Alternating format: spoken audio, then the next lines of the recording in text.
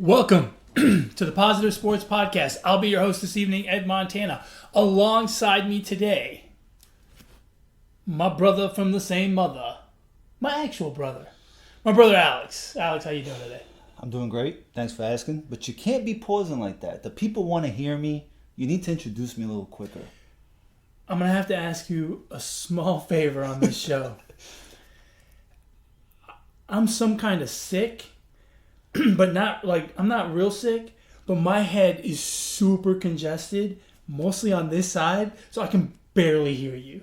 Which I know talking loud is not a problem for you, but I just want to remind you, don't let your volume dip because... What? Huh? Huh? What? Yeah, I barely heard that.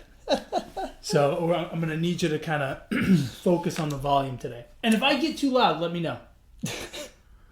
It's kind of like when your ears are clogged up or you're listening to like music on the headphones and you try to act like you're talking in a normal voice. Yeah, but you're really You're really not.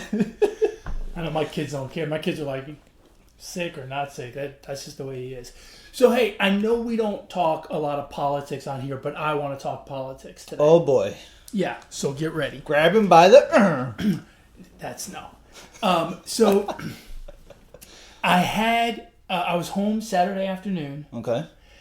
And this lady who is running for a seat on the House of Representatives stopped by the house to ask for my vote. Okay. So this is the story. It's a special election for this seat because apparently the person who was in that seat has vacated and moved on to do something else. So there are 6 from one party and 1 from the other party, 7 people running for this one seat. And she said that if someone gets more than 50% of the vote on election day, then that person wins. If not, they go into a runoff regardless of the party. So if they both come from the same party, they have a runoff so that one person gets more than 50%. A special election. Wow. I've never heard of that. Like someone coming to your door to, I know. Kind of, sounds like she was trying to buy a vote maybe. Well, that's my problem. She didn't, she didn't really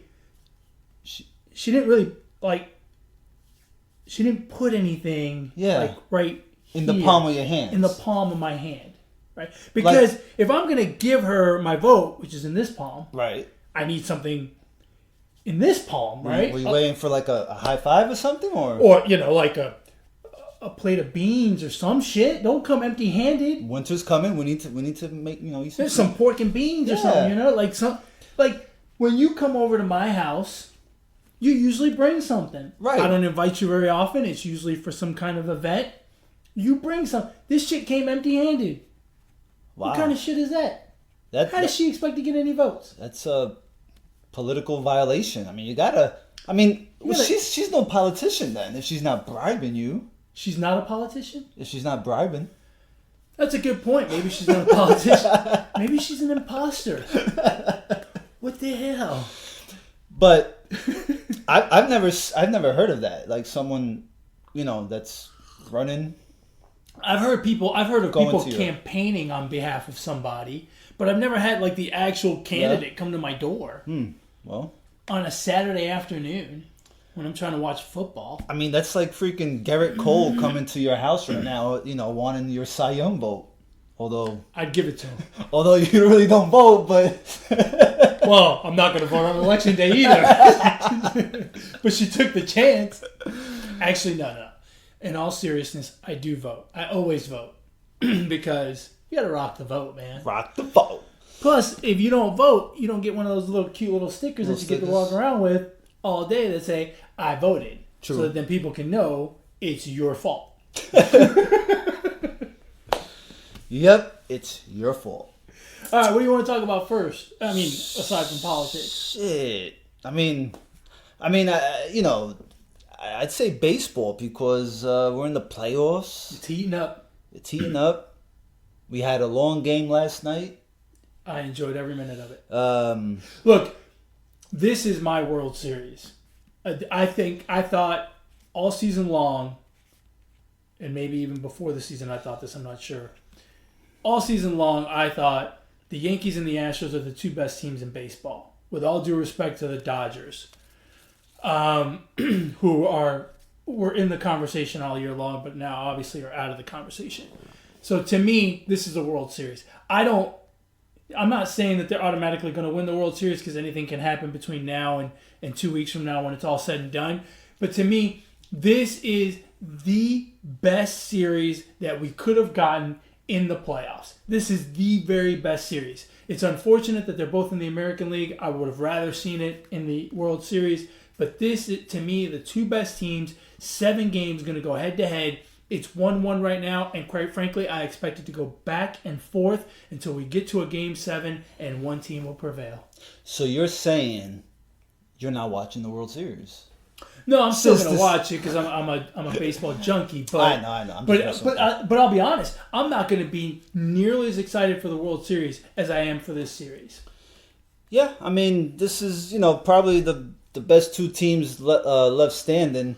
I'm still a believer that the Yankees don't have the pitching to go to win the series. I don't think their hitting is good, but I mean, other than that, I just don't see their pitching other than Tanaka being that great. I don't think the Astros are scared of them.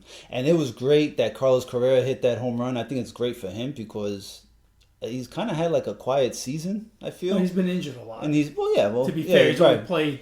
I think he only played 75 games in the regular season. Right, so I think this is a big. That was a big confidence booster for him. The other thing that I think is very important from last night's game, I think the way the first 2 games went, it feels like the Yankees are the better team. Or not the better team, but the team that's going to prevail in the series because I think they're very evenly matched. But one thing to watch out for, George Springer hit a home run last night. He's had a terrible postseason so far. Hit a home run last night. If he gets on track, look out. Because then all of a sudden the difference in hitting will not be that great. And then we'll see the difference in pitching really come through. People forget he was the World Series MVP in 2017, exactly. Right? And he really is... in a lot of ways, he is the spark plug for that team. Not just because he's a leadoff hitter. There's something about that guy in that clubhouse that gets everybody jacked up. And obviously, if Correa finds his way as well, finds his timing and whatnot, it could be very difficult for the Yankees. Yeah. What's your take so far in the series? Well, Stanton is out too. I wonder how much that will affect the Yankees. I mean, that's a big bat in the lineup. He's got knee issues, so he might not even play a couple games. Is it a knee issue now? I thought so. Yeah, I don't know. I mean, the game 1 was a blowout pretty much, but the Astros came out real flat. Tanaka was dealing, and the Astros bats just really couldn't hit the ball. And I honestly think the Astros are going to make quick work of this. I don't think the games will be close, but the Astros are better to me than the Yankees. I disagree that they're going to make quick work of it, only because I don't believe in Greinke in these playoffs. Greinke hasn't been quite right in the playoffs, and Verlander was okay last night, but he had points where he struggled, and I think the Severino-Garrett Cole matchup for Game 3 is going to be fantastic. And the Yankees have a better bullpen, I believe, than the Astros. So yeah, the back end of the bullpen's pretty good. If they get a lead, it's going to be tough, man. It's going to be tough either way. But I plan on watching every single pitch of it. Astros a favorite actually in Game 3. Yeah, well, Garrett Cole. I mean, is he not your Cy Young Award winner for 2019? I mean, in the American League? Possibly, but I mean, the Yankees at home. The Yankees. It's not like the Yankees. I mean, they're pretty evenly matched, so I would expect. Yeah, but home field advantage is not as big a deal in baseball as it is in, say, football. I wonder who was favored the first 2 games. The Astros were favored in both games. Okay, so then they should be favored again. If home field advantage doesn't matter, they should be favored. Yeah, I think starting pitching plays a bigger role than home field advantage. Yeah, but I Just mean, one like, man's opinion. yeah, but the Yankees' lineup is, I mean, pretty loaded.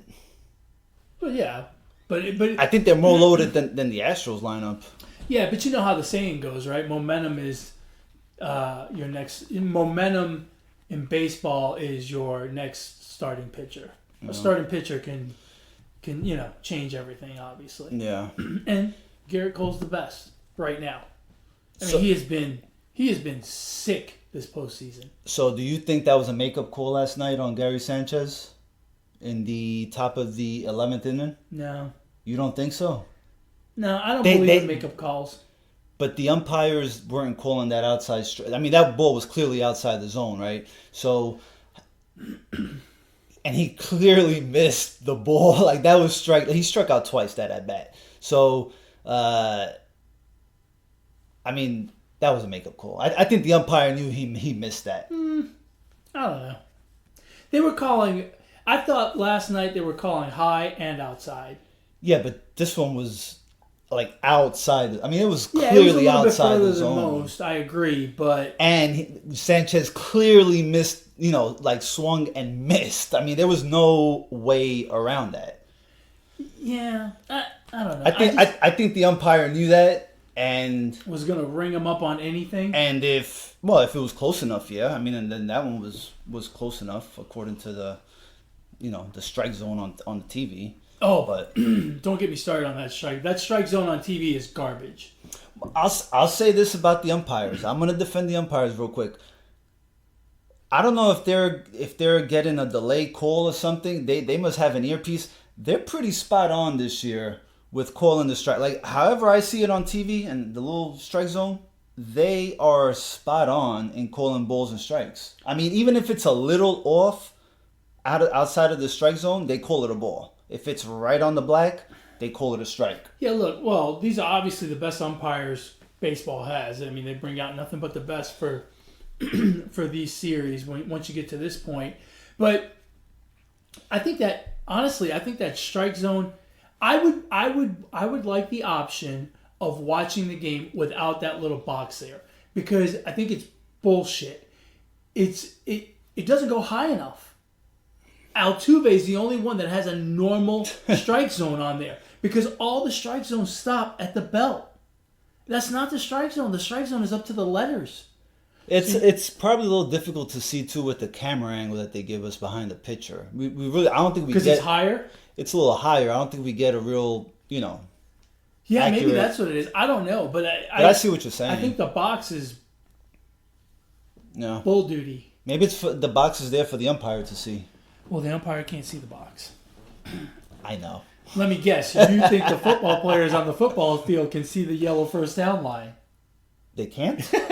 How come they go? What? I wonder when they're going to implement that technology so that it's easier across the entire field. Because you see it a lot of times. It makes a huge difference on the sideline, right? Because they can see the marker. I wonder how long before they put something underneath the field that just lights bright up, light, yeah, that just kind of rolls back and forth, like as bright as this light that we have, shining on us. Yeah, that'd be awesome. I want that to happen. And then on the other side, we've got the Nationals and the Cardinals. Let's go back to Game 5, right? We had which one? We had 2 Game 5s that day. And it was, I was super excited because I love those elimination games. And that first Game 5 lasted 15 minutes because the Cardinals hung 10 on the Braves in the first inning, and there was nothing else to watch after that. You just had to wait for the Dodgers and Nationals game. But so now we've got the Nationals and the Cardinals, and the Nationals are pretty much handling the Cardinals lineup right now. They're barely scoring, and I think the Cardinals are in big trouble. Yeah, I mean, the Nationals have surprised me a bit. I think they've surprised everybody because their bullpen is not that good, but when they've been put in position to pitch, they've pitched well. And their lineup is pretty decent. The Cardinals just need to put the ball on the bat or put the bat on the ball. But it would help if the Nationals put the ball on the bat for them. Yeah, or put it on a tee or something. I don't know. On a tee.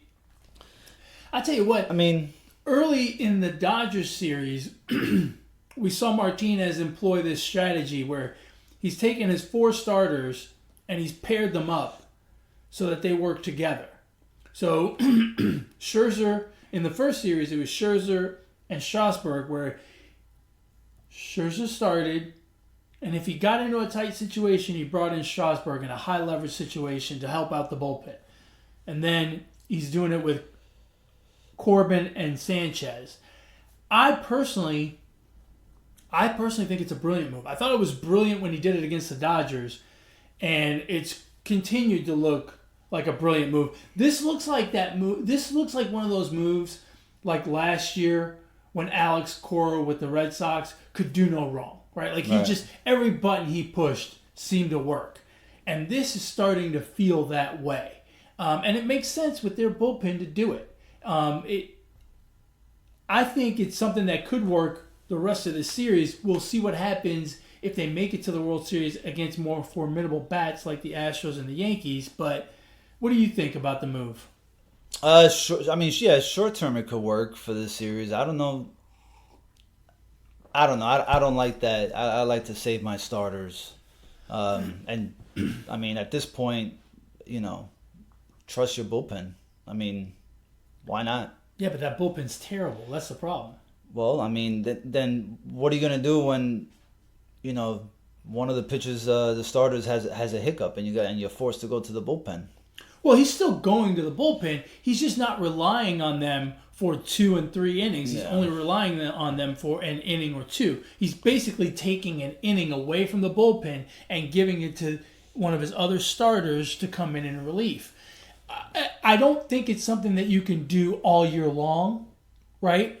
But certainly in a series, I think it could work. Because here's the other thing, too. The more, let's say, for argument's sake, let's say this series is going to go 7 games.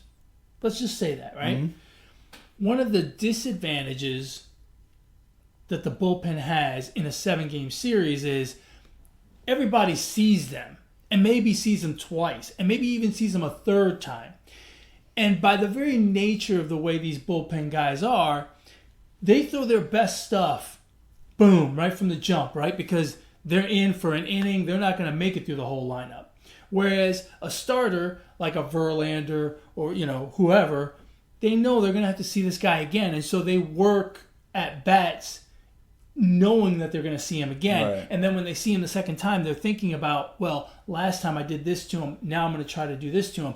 So, if you know or if you anticipate a series, which I think you have to anticipate a series going 7 games, if you anticipate a series going 7 games, you don't want those guys to see your bullpen guys, especially when they're not that good. You don't want them seeing them as much as maybe you would during the regular season because it's a 3-game series and then they don't see them for a week or a month or however long it is. I think it's a brilliant move. Yeah, I mean, it could very well work out in their favor. I think the Nationals have been pretty lucky here lately. Just going into the playoffs, they did their part, right? They won.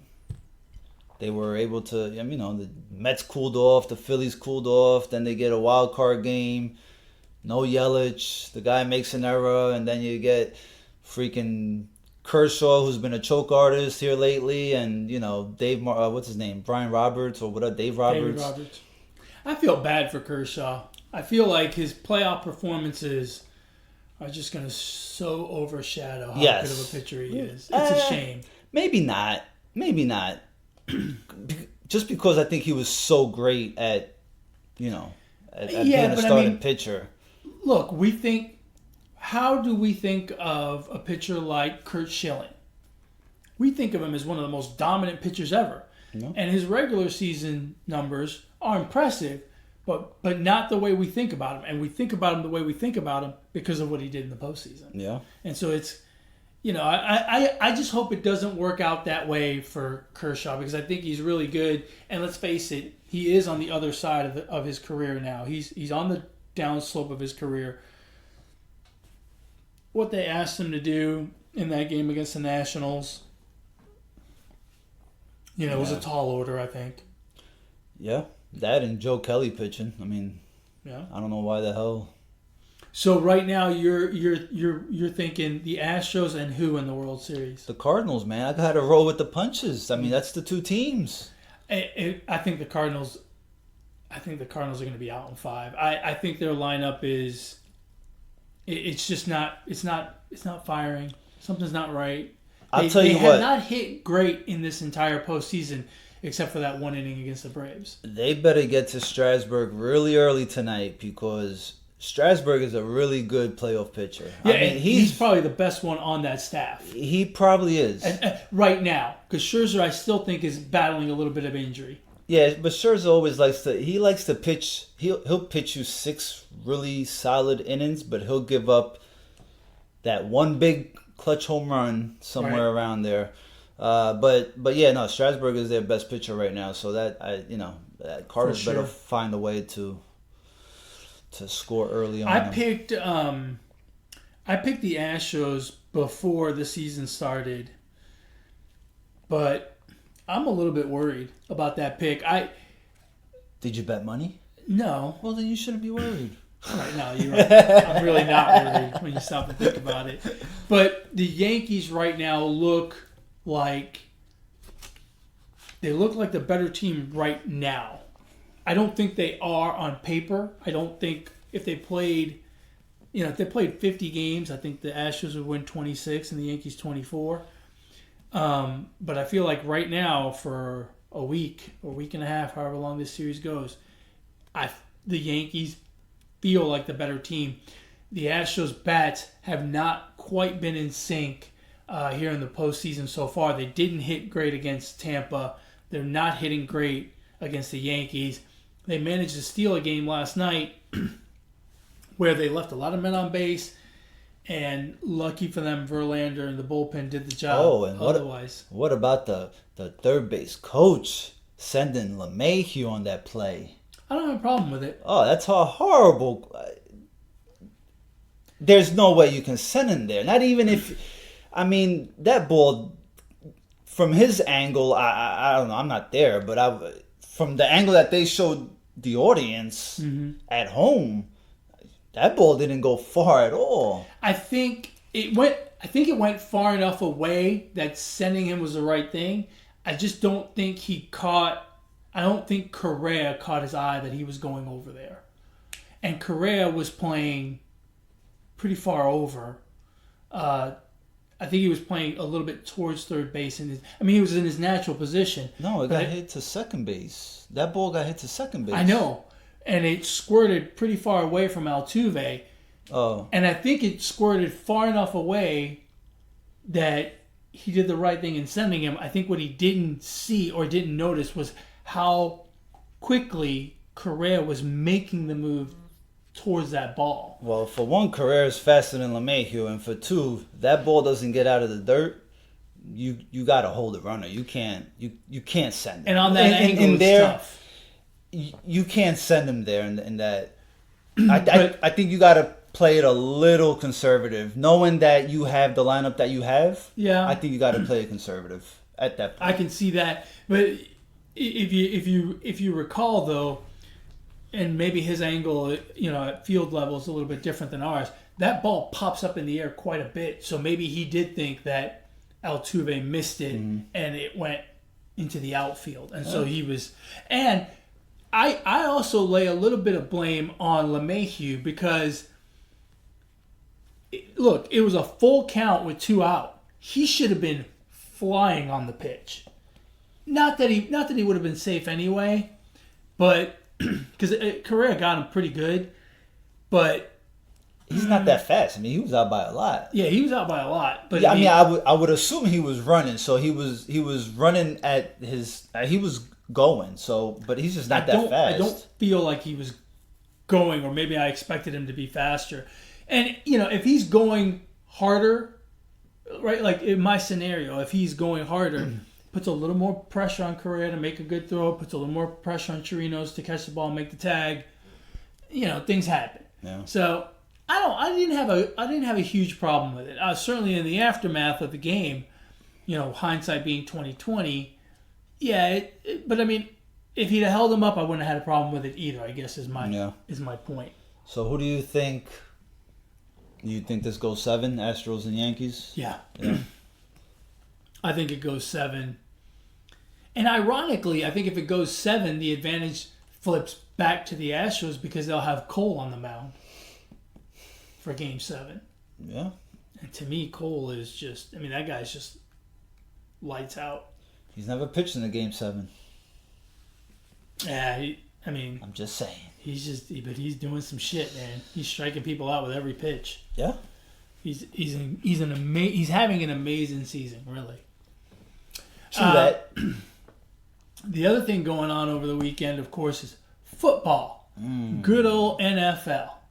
And I'm sure that after week 6 of the NFL season, you have it all figured out. Of course.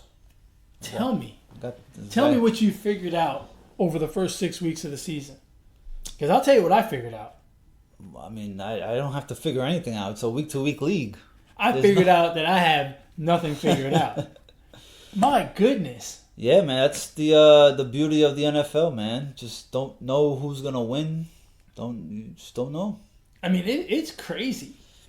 It's absolutely crazy what's going on. The Chiefs were 4-0. Rams and Cowboys were 3-0.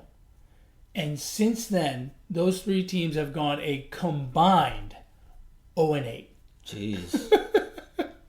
Yeah, I don't know what's going on either because the first 2 or 3 weeks of the ESPN Pick'em Challenge, I did double-digit wins, right? 10, 12, 11, and then 5, 6. So you just don't, that's proof right there that you just don't know what's going to happen. I've been in last all season long. Yeah. I haven't figured anything out at this point. Yeah. I think what I'm slowly figuring out is that the Texans are going to prove me wrong. That's what I'm starting to feel, because that was a great win from them yesterday. Yeah, that really was a great win. All season the talk has been about their offensive line. All of a sudden, Watson's getting rid of the ball. He's taking off with the ball. He's getting protection. It's not great, but it's a little better than what it's been. And they got their wide receivers are pretty damn good. Yeah. So I feel like that was a pretty big win by them. Yeah, unfortunately, I still can't get the taste out of my mouth from that loss to Jacksonville 2 or 3 weeks ago. And I said it then. I said the Texans are the best 2-2 team in the league, and I said they're the worst 2-2 team in the league. They're the best team because they have the best personnel. They're the worst because their play calling is terrible and they just lay an egg just that you just can't even see coming. No. And at 4-2, I'm not ready to change that statement. I think they're the best 4-2 team in the league, and I think they're the worst 4-2 team in the league. For the same exact reason. I still don't trust Bill O'Brien, and I don't trust that offensive line. What if someone were to tell you Deshaun Watson was going to be MVP this year? Do you give them a chance? Based on or do you if Deshaun Watson was Patrick Mahomes on the right, it hit exactly. If he had Mahomes' cachet. Yeah.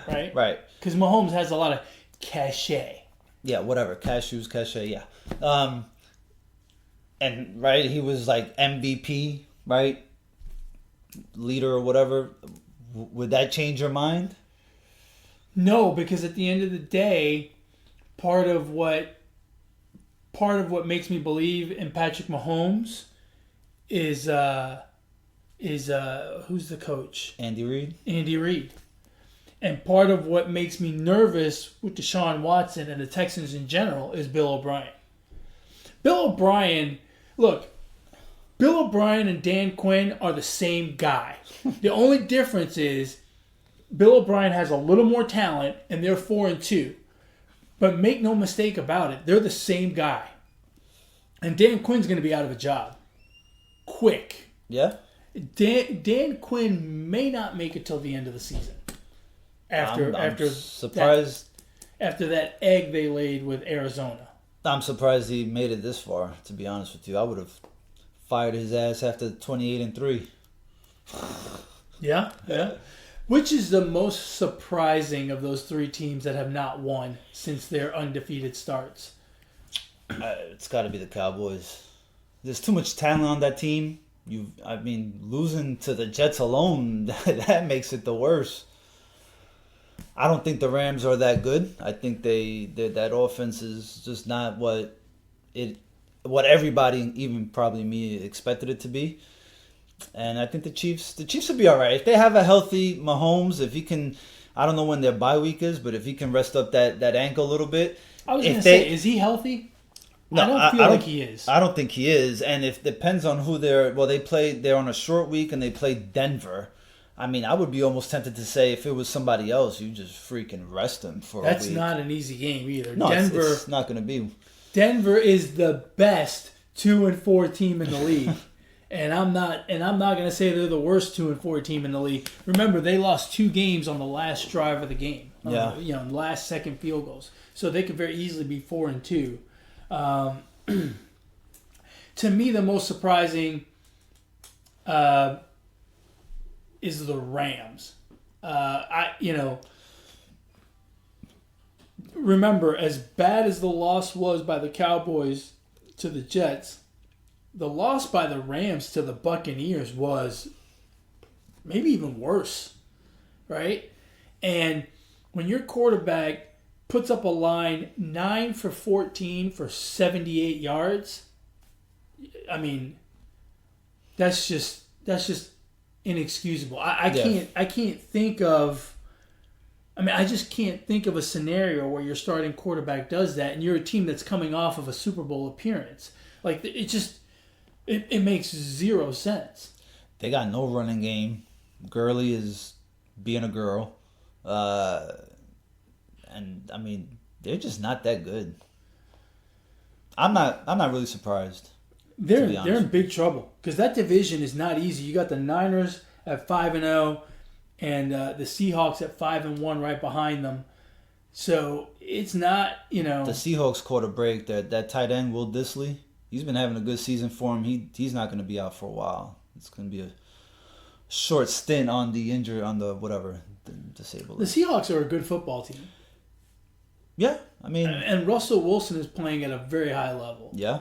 So it's going to be a tough road for the Rams. They're now 2 games behind the Seahawks.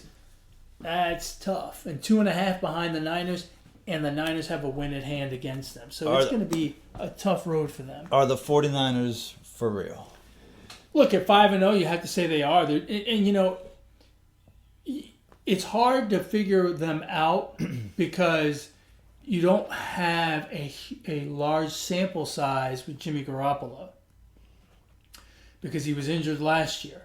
Yeah, but remember, he played like 7 games the year before and did well. He was like 6-1 and like 3 or 4 game-winning drives. Yeah. So, but that's still not a big sample size, right? It's 7 games, and so it's hard to figure out if they're for real. But I tell you what, he's playing well. That defense looks sharp.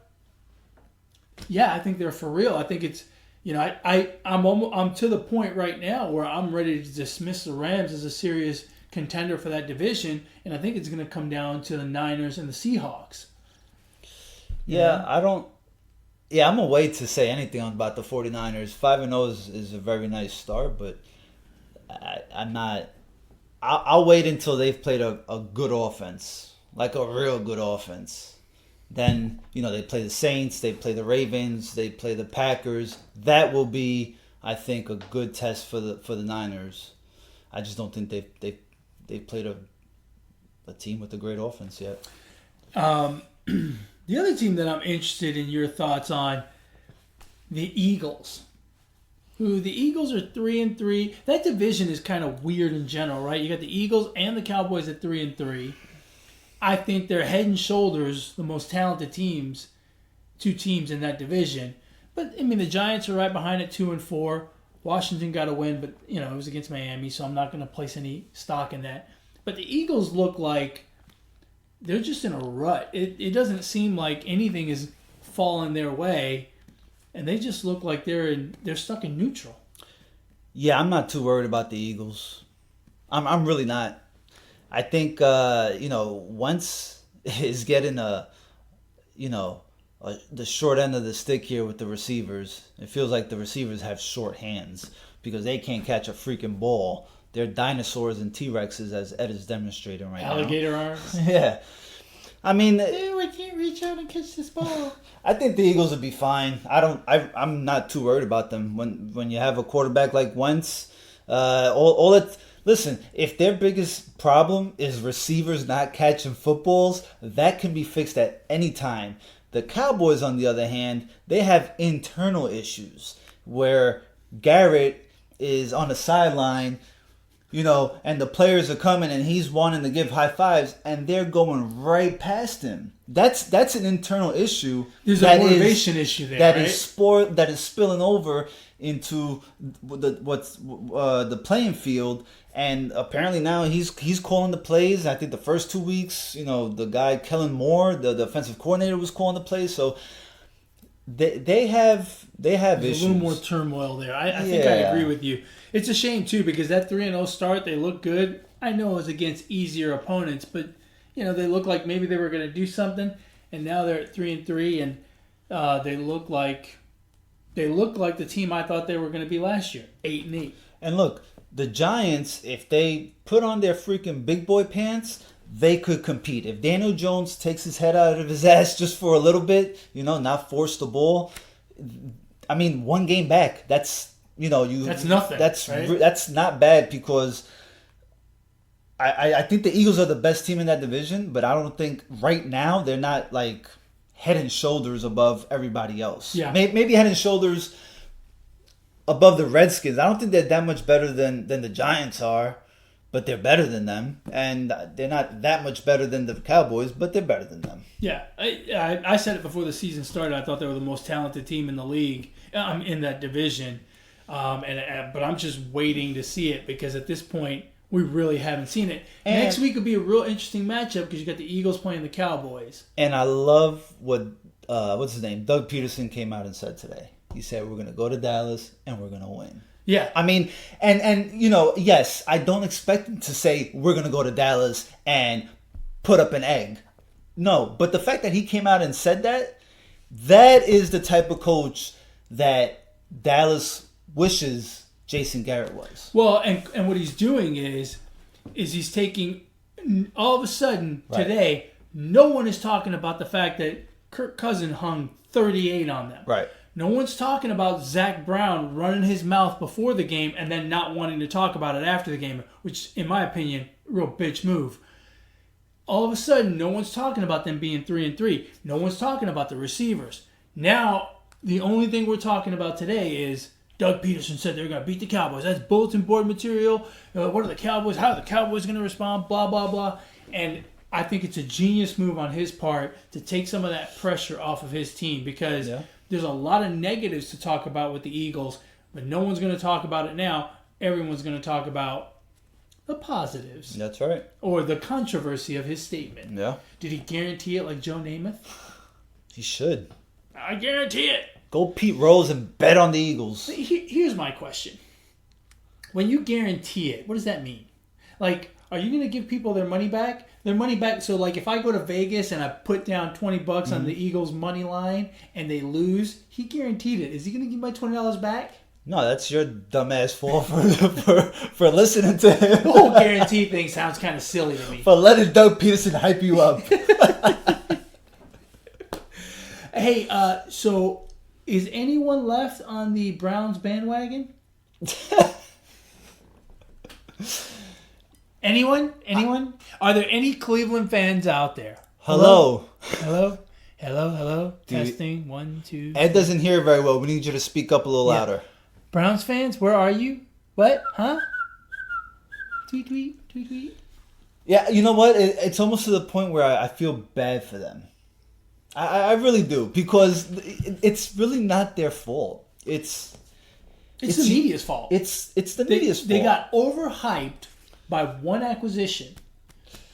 They got overhyped by the acquisition of OBJ. And quite frankly, remember, they gave up Peppers on the other side.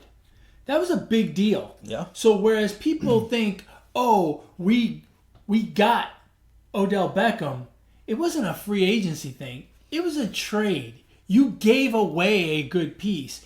And I think the media just ran with the whole Odell Beckham because the media loves to talk about Odell Beckham and forgot that they gave up a really good safety in Jabril Peppers. And look, this is still a young team with a new coach. I think they're exactly where they ought to be. If they can improve throughout the season, then they're going to be all right. Maybe they're not going to go to the Super Bowl like some people talked about. Maybe they're not going to be overhyped like that. But maybe they'll make a playoff run. Maybe they'll even make the playoffs. There's a possibility for them in that division because that division is not great. But people that were talking Super Bowl, that was just media hype. Yeah. Y'all fell for it. Hook, line, and sinker. Yeah. And Freddie Kitchens is the other problem. I don't know. He's not... He doesn't... I don't know the freaking guy. I don't... But he doesn't inspire you? He doesn't look like he's a playoff caliber coach or anything like that.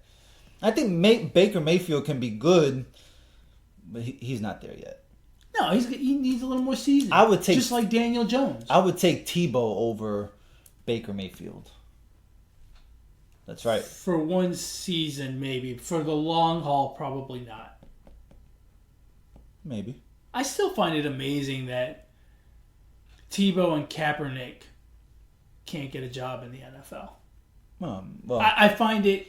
Kaepernick doesn't surprise me. But I find it offensive that these 32 NFL owners have decided that Tim Tebow and Colin Kaepernick are not in the top 64. Not even 96.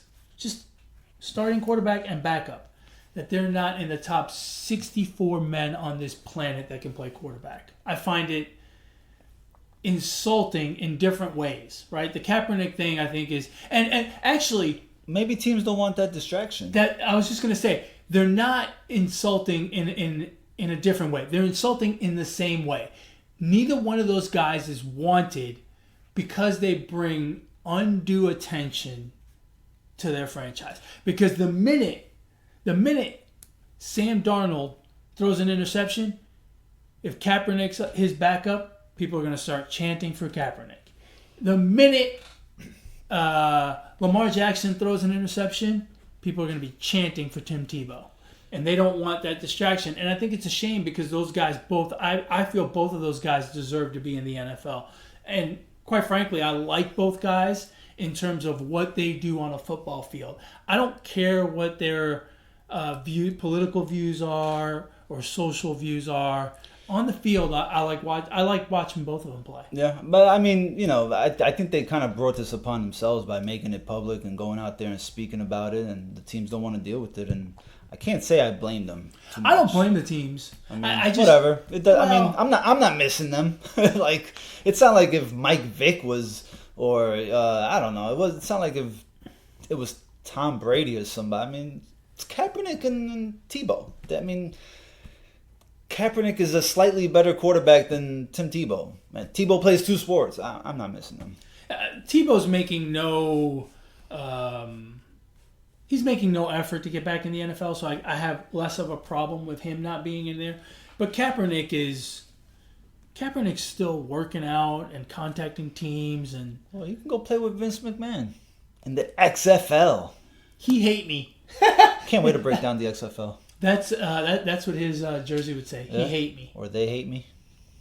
The NFL hates me. NFL hate me. Yeah. How funny would that be? So who's the first team to lose? The last of the unbeatens? The Patsies, or the 49ers? The 40-winers. I mean, on paper, you have to think it'd be the 49ers, but I don't know who they play next. Let's see. Yeah, I mean, if I had to guess, I would say 49ers too. Let's see, the Patriots. Let's see what's coming up next week. So in week 7, you've got the 49ers at the Redskins. They're not going to lose. Trap game. And that's not a trap game. A trap game, the other team has to be like at least mediocre. It depends who the Pack. And Patriots. the Pats have to go to the Jets. After that? No, that's week 7. Oh. So neither one of them is going to lose next week. Who do the 49ers play? Week 8, it'll be...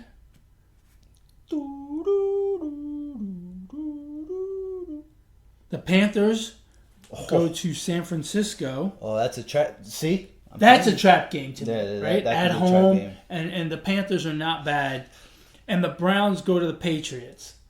That's not a trap game because Bill Belichick will eat Baker Mayfield up like nobody's business. So I'm going to say the 49ers. I'm going to call it right now. The Panthers are going to beat them. Shit, now that you mentioned the Panthers, is Cam Newton.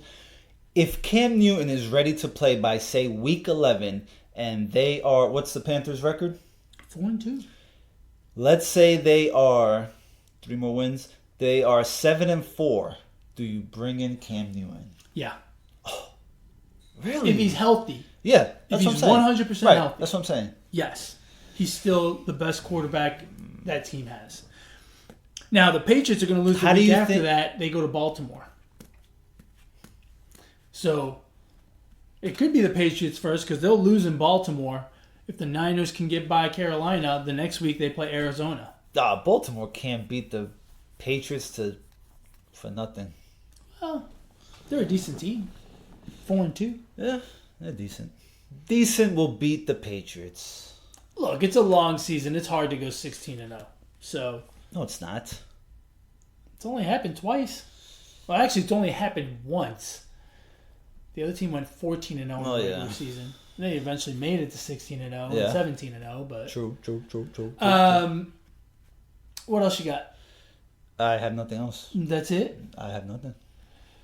Well, folks, if you'd like to reach out to the show and share your football and or baseball thoughts or really any thoughts with us, we don't care. We love the interaction. You can reach the show via email, positivesports10@gmail.com, positivesports10@gmail.com. If you want to get a hold of this guy, how do they do that? At Brooklyn Gaucho 1 on Twitter. That's Yeah, right.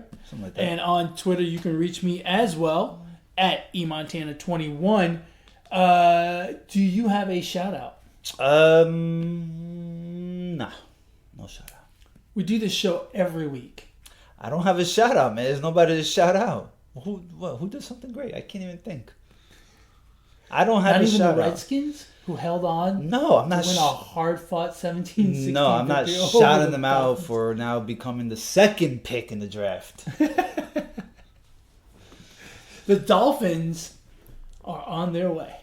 If for you to get a shout out from me, you have to do something. Amazing. You gotta save babies in a fire.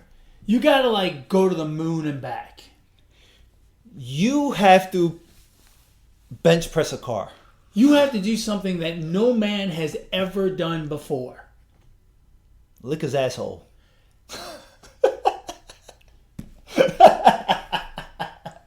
See? I wish my hero was gone right there. That's a what the fuck moment. Yeah.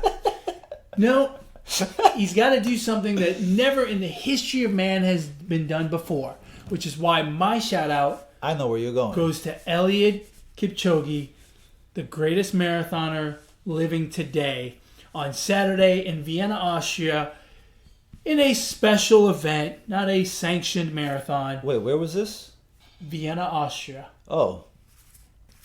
Eliud Kipchoge ran 26.2 miles. 26 miles, 385 yards, the marathon distance in 1 hour, 59 minutes, and 40 seconds. The only man to ever run a marathon in less than 2 hours.